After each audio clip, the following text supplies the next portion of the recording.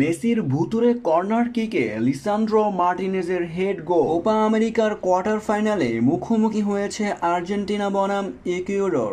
NRG স্টেডিয়ামে খেলাটি শুরু হয় 7টায়। শুরু থেকেই ইকুয়েডর আক্রমণাত্মক ছিল আর্জেন্টিনার ওপর, যেখানে একের পর এক আক্রমণ করেই যাচ্ছে ইকুয়েডর, যেখানে 3টি শটই নেয় আর্জেন্টিনার গোলরক্ষকের পোস্টে। তবে আর্জেন্টিনাও পাল্টা সুযোগ পেলেও কাজে লাগাতে পারেনি। ম্যাচের 35তম মিনিটে একটি কর্নার পায় আর্জেন্টিনা, যেখানে সেই কর্নারটি নেন লিওনেল মেসি। মেসির কর্নার কিকে দারুণ একটি গোল করেন লিসান্দ্রো মার্টিনেজ। ইকুয়েডরকে বোকা বানিয়ে মেসির কর্নার কিক।